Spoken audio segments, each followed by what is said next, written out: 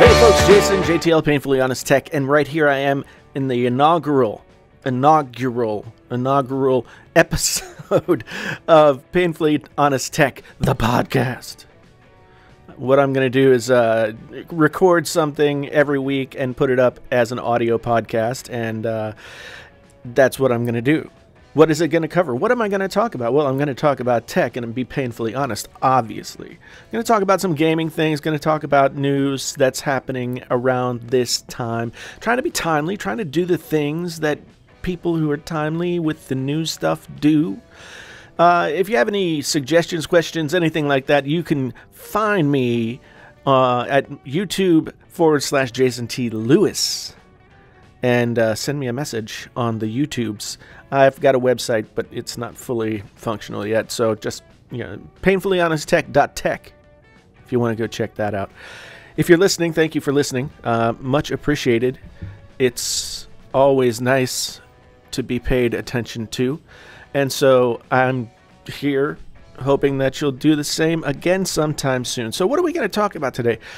I have a feeling this is going to be kind of a ranty thing, and that's just the way it is, right? So we've got a bunch of news happening today. I've talked about this PlayerUnknown Battlegrounds game a lot in the past. Who is this guy? Okay, and now they're saying PlayerUnknown's Battlegrounds looks like, this is from Uproxx, pushing the Xbox One to its limits in the worst way possible. Yeah, frame rates are a problem, it looks like. So we're just gonna have to wait and see. I guess there's a video here that that you can watch, but I've been kind of looking forward to PubG making it to the Xbox One because I kind of want to play it. But I've got this PC, I could play it on here too. Anyway, it's supposedly a great game, and I really look forward to checking it out. But if it's gonna be single digit frames per second, then it's not gonna be a great experience. I guess we'll just have to check that out. Here's another article from Waypoint.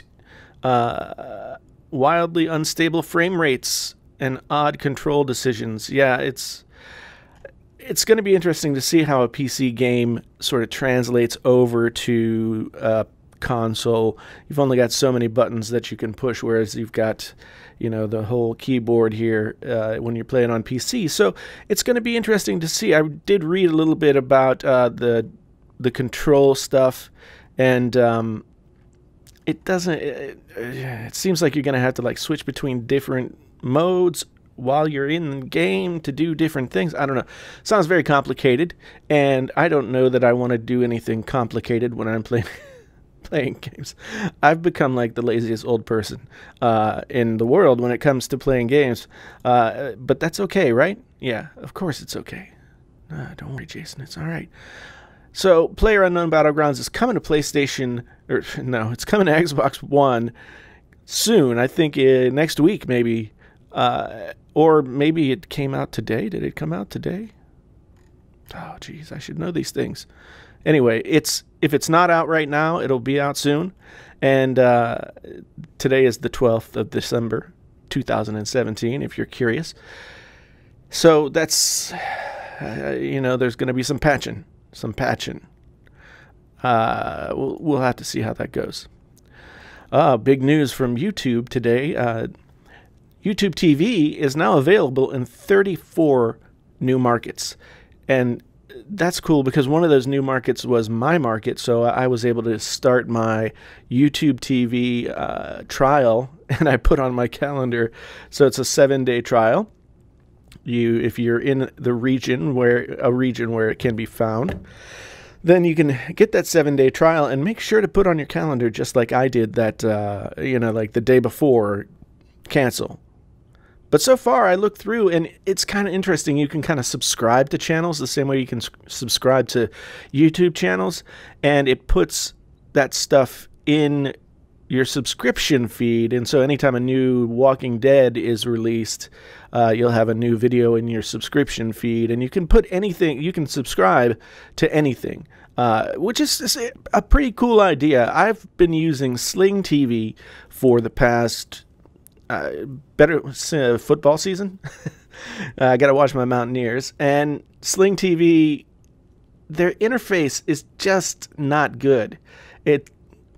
It's just really hard to navigate, especially when you're trying to point at the screen with a remote control or use a game controller or something like that. It's just not good. And this YouTube interface, the user experience seems like it's going to be kind of maybe sort of good. So fingers crossed. I'm looking forward to digging into it a little bit and finding out more about how YouTube TV works. I don't currently have a Red subscription. I wonder if I get a Red subscription with a TV subscription. TV subscription is $35 a month.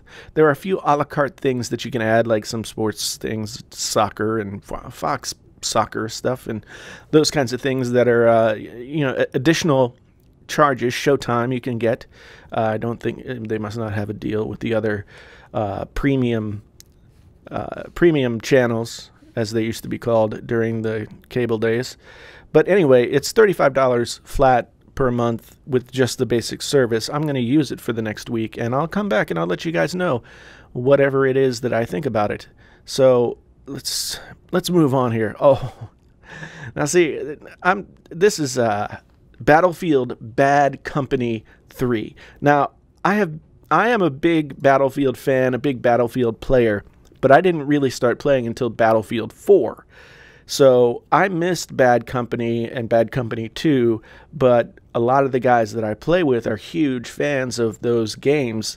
And after being somewhat disappointed with Battlefield 1 this past year, I am really hoping that they can get their shit together and release a game that's worthy of the Battlefield name. That's what I'm hoping for. I mean, I can't do the Call of Duty.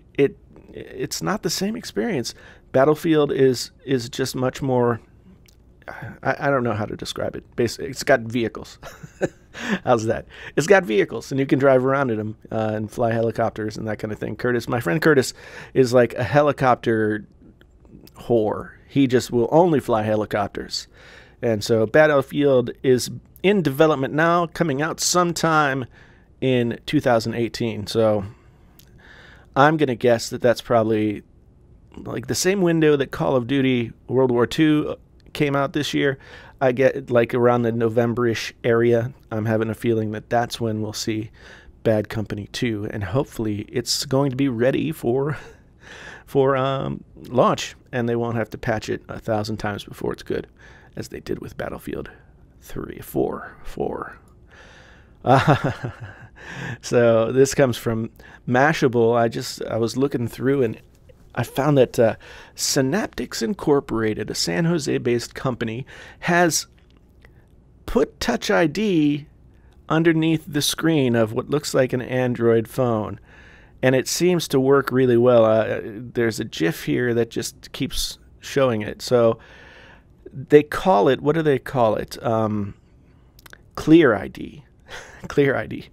An obvious jab at Apple and their Face ID. Apple has been claiming that Face ID is the way forward and nothing else. Touch ID is dead and we're just going to move on. But the whole point at one time was to get Touch ID underneath the screen, and now it can be done. I'm looking at it repeatedly right here. So we'll have to see. We'll have to see what happens with that. But if Synaptics has this technology and it's stable and it can be integrated into current phones, then that could be really good. So yeah. Sorry, I was distracted by the ads in the middle of this page. Anyway, let's continue on. YouTubers made thousands of bizarre and disturbing, hundreds of thousands off of. Oh, it's talking about money. YouTubers made hundreds of thousands of dollars off of bizarre and disturbing child content. This is from BuzzFeed News, which seems like an oxymoron, but TED channel, I don't know, making $500,000 a year. I never watched any of this child content, and there's probably a reason for that. I'm not a super creepy person, but maybe you guys can tell me if you. No, I don't want to know. I don't want to know.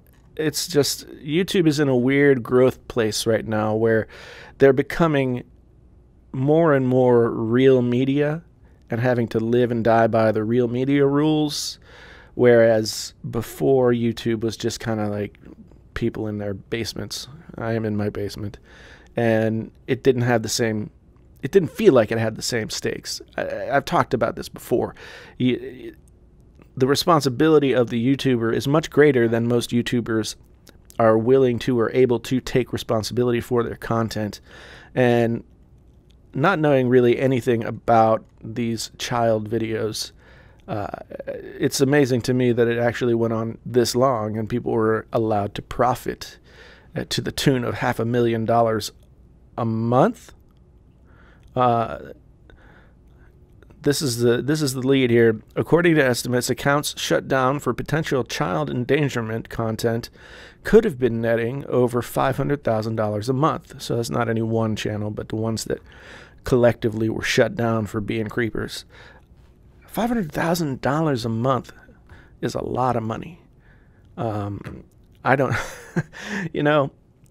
it's only recently that I've started to earn money on YouTube, and I don't do anything creepy unless you think I myself am creepy, and that's fine. That's fine. There's no problems with that. You can think that if you want to. YouTube got some splaining to do. Oh, Netflix is creeping on people. This is a funny story. It's a couple of days old, but I wanted to include it. So Netflix US tweeted out to the here's the tweet, to the 53 people who've watched A Christmas Prince every day for the past 18 days. Who hurt you? Question mark.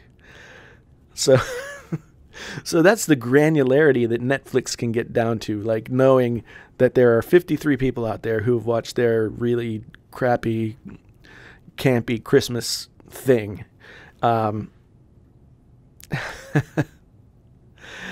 And there's another tweet here that says, very creepy Netflix, not cool spying on your paying customers and then judging them in public. Here's the thing. You pay for the Netflix service. They collect the data. And I'm sure in the terms of service that you clicked on at whatever point you started your Netflix account, it was totally fine for them to do it. Now, to out people, they didn't out anyone. They didn't name them by name. I mean, it's just kind of a little funny piece of information that they could give out there. But still, it's one of those things. Like in another day or so, we've got net neutrality coming back up for discussion again for reasons unknown, and I just don't get it. I don't understand why. The internet is the biggest source for us to exercise our freedom of speech, and for the government to try and monetize that freedom of speech in benefiting large corporations is not surprising. But I think that they will have they'll have fights all the way to the Supreme Court, civil, maybe even like class action lawsuits, because basically the internet is not any one thing. It's everything. And it's a community that's sort of worldwide. It's a worldwide community. And so this sort of pay-to-play thing is just not going to work, and people are going to get upset. All right, so now we come to the big news of the day, and this is the thing that I really want to talk about. So the big news today was the iMac Pro will be released on Thursday.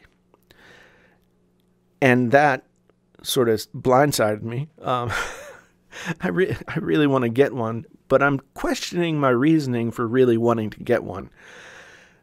I don't know. The question is, does anyone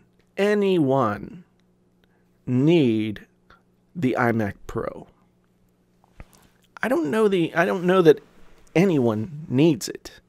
Although the pure raw power that machine will give to people it is something that we haven't really had an opportunity to utilize. I mean, the Trashcan Mac Pro was a piece of crap and has been basically dead in the water since it was released 5 years ago.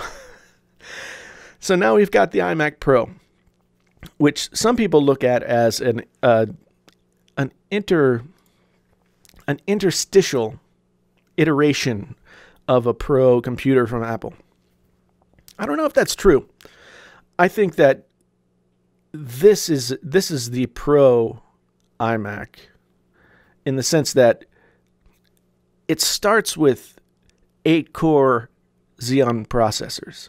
So 8 cores of Xeon processing, and then 32 gigs of RAM along with that. And it's got a Radeon Vega Pro that has 16 gigabytes of video RAM. An unbelievable amount of specs are packed into this machine. Now, it's not user serviceable. Now, you can't upgrade it. You can't do anything like that. But you can, if you can afford it, order what will be needed by you as a professional or as someone who has money to burn for the next. I mean, this is a 5-year computer, honestly. At least a 5-year computer. I've got a 2006 Mac Pro that is still, once you hack it a little bit and get it updated to a modern version of iOS, still a really great computer, and would probably rival some of the computers that you can buy on the shelf today. So I don't think that the Mac Pro is out of line in terms of, like, is it a thing that anyone needs? The 5K screens on the iMacs are unbelievably good. And when I go from looking at an iMac or the Retina display on a MacBook Pro, and then I go back to a PC, and even this, right now I'm using a 1440 Dell monitor, and it's one of the better monitors that I've ever used on PC, but it looks like the dog's breakfast compared to the 5K iMac screens. So the thing that's crazy about this, the thing that has been boggling my mind since this machine was announced, was pricing starts at $4,999. $5,000. Now, this is where Apple is really going to test the Apple effect. Like, if they can get people to pay $5,000 for a base model of a line of computers, then the Apple effect is still in effect. But I don't know. They got people to pay $1,000 for a phone, so maybe $5,000 for a computer is not a stretch. I wonder, though, like, and I'm going to be looking into this as time goes on. I want to see benchmarks of the iMac baseline, the base model iMac Pro, versus some reasonable build of the regular iMac, with the i7 chip and a SSD and comparable amount of RAM. I want to see benchmarks that tell me that I'm getting, $2,000 or $3,000 more performance out of this iMac Pro. I mean, the space gray color is sexy as all get out. I'm sure it looks better in person. Although, why, Marquez Brownlee, how much did 12 South pay you to put this iMac Pro on top of their crappy looking metal box? It's an ugly, ugly metal box that I looked at. I think they charge like $50 for it, or maybe even more. It's just, ugh. And I'm sure Apple was really pleased that of the two tech YouTubers that sent the iMac Pro to, that, you know, he showcased their machine on top of this piece of shit aluminum box. I love the way he stages his stuff too. Like, you know, I just happen to have the camera sitting here. I just happen to have my HD 800s just here by my. It's an art. Here's the question. So here, the models are going to be 8 core, 10 core, 14 core, and 18 core. And that's 32 gigabytes for the 8, 32 gigabytes of RAM for the 8, 64 gigabytes of RAM for the 10. 128 is listed here for the 18. So the 14, which is sort of the unannounced model, is gonna be maybe 128. I don't know, 128 gigs of RAM, and the SSDs that come built into these machines are, you know, 1 terabyte, 2 terabyte, maybe 3 terabyte and 4 terabyte. That is a lot of SSD.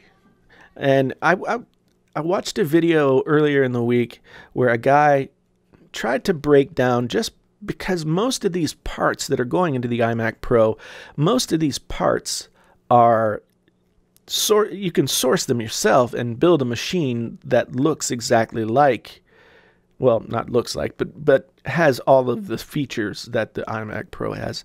And even with a 5K display, he made the point that $5,000 is pretty close to like what it would cost to get these parts and build your own machine. I think he said something like $5,100. So you're getting a discount for the $5,000 iMac, but with tax. But he thought he went all the way out to the 18 core and estimated, because there was no way to actually be able to think about all these parts, estimated that the 18 core iMac Pro with 128 gigs of RAM and 4 terabytes of solid state hard drive, and 16 gigabytes of video RAM on the Radeon Pro Vega. Oh, this is disappointing. The 8 core only has 8 gigabytes. It's almost at human levels. So he estimated that this 18 core model could cost potentially something like $17,000.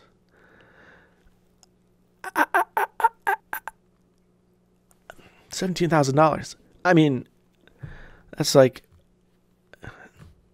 a decent used car. I don't know. That's crazy. That's crazy. Just a crazy amount of money. And I don't know that anybody's ever going to spend that kind of money on the iMac Pro. But I'm sure Marques Brownlee will drop that money to get one for himself, because Marques Brownlee gets the stuff for himself. But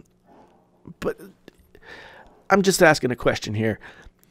Is it strange to anybody out there in YouTube land or in podcast land that two big-time YouTubers, two tech YouTubers that are popular, were sent the iMac Pro a week in advance of the announcement, so like a week and a half in advance of its release, and they were sent the machine to use? Like, Marques Brownlee titled his video iMac Pro 1 week impressions.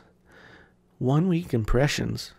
The video probably could have just been like, holy crap, this thing is a beast, cut. But he ran through the specs. He talked about its performance.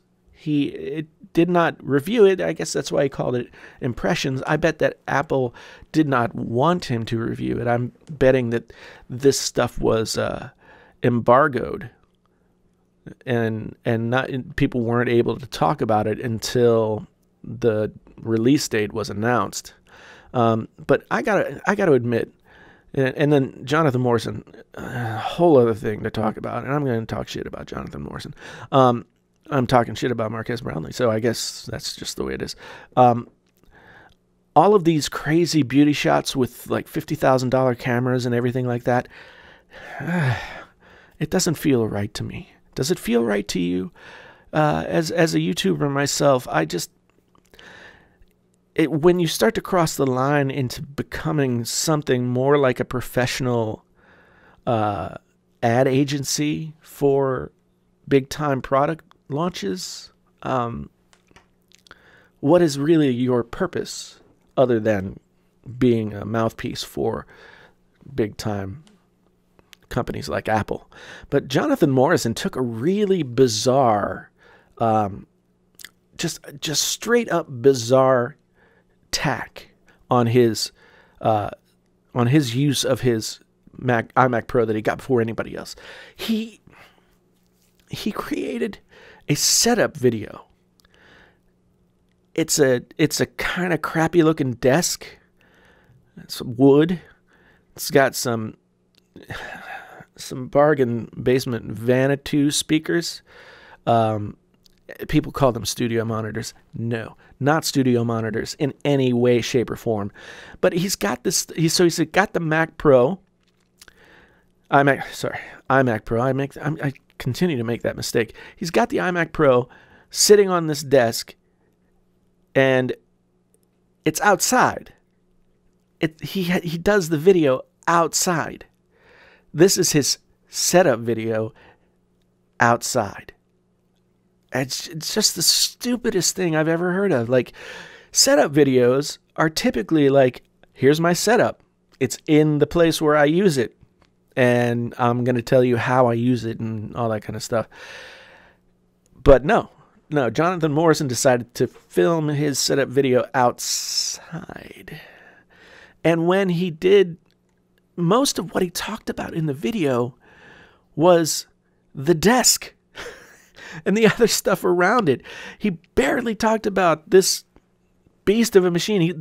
He and Marques Brownlee, I think, got the 10-core versions. And he had this thing to talk about. He had this PC, Mac, whatever. And he talked about the desk. Who gives a crap about this desk?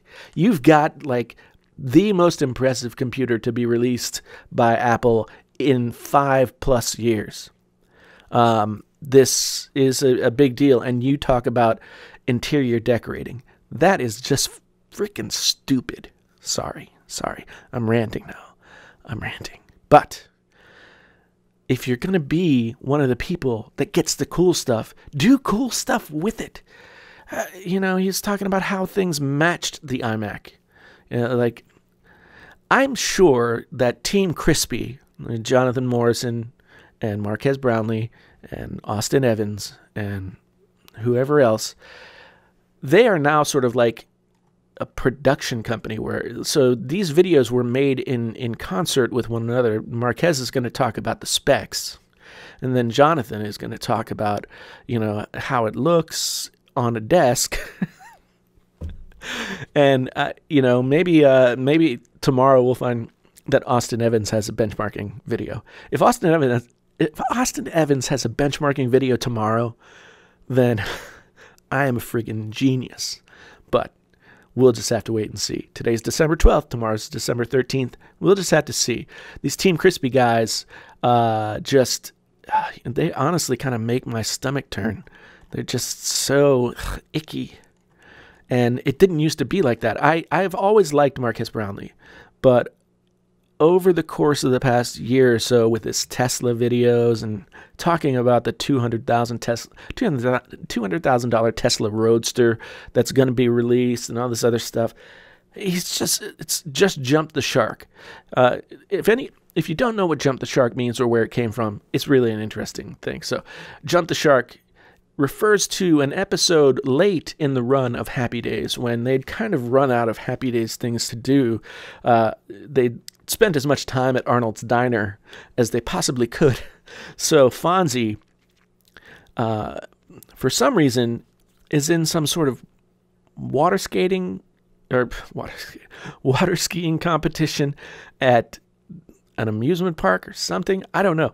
And he's talked into literally like getting on water skis and going off a jump over a shark. And yeah, so that's jump the shark. And I have to say, when you have an $8,000 computer like Jonathan Morrison, and you talk about the desk and how things match, oh my freaking God. Oh my God. You've not only jumped the shark, you've like jumped the whole ocean into like ridiculous land. All right, I'm going to stop you. But I'm trying to figure out, and it's really hard with Apple. The specs of these machines are undeniable, and the fact that you can get these machines for basically what they would cost to build them yourself, it's a good buy. But it's a $5,000 investment for the base model. And I've wanted, since this was announced, I've wanted to get one in for the channel to review and pick apart and all that kind of stuff. Plus, video is like one of the most demanding things that you can possibly do with a computer. And usually the bottleneck in my productivity is waiting for things to render, waiting for things to export, waiting, it's all waiting. With a machine like this, even with 32 gigs of RAM, well, I don't think I'd be waiting very much.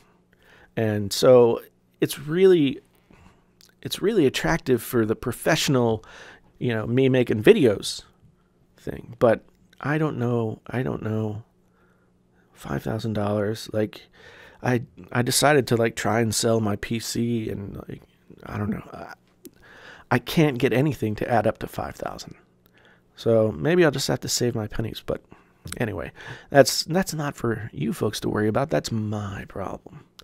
So that's where I'm going to end this thing at this point. This has been the first episode of the Painfully Honest Tech podcast. Let me know what you guys think about my ramblings and help me develop this a little bit more so that as time goes on, I can get better at doing this. I always have more to talk about than I can get into a video about a specific product or something like that. So I think doing this once a week is going to help me sort of talk about some of the stuff that I think about from day to day, but don't get a chance to engage my YouTube audience with. So let me know what you think, either down in the comments of the video or send me a message about the podcast. I honestly don't have anything set up to put the podcast like on iTunes.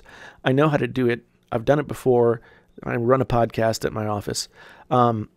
So I'm going to try and get this up, but just bear with me. Anyway, thank you for listening. If you've been listening this long, you are absolutely probably asleep or somehow restrained and unable to turn it off. But even so, thank you very much for listening. I'll be back next week to rant about other things, gaming, YouTube, and tech related.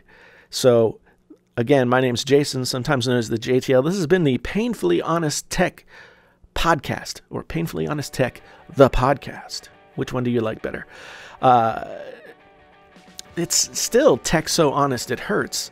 Sorry, Jonathan Morrison. Sorry, Marquez Brownlee. But you guys are really not making it work for yourself anymore.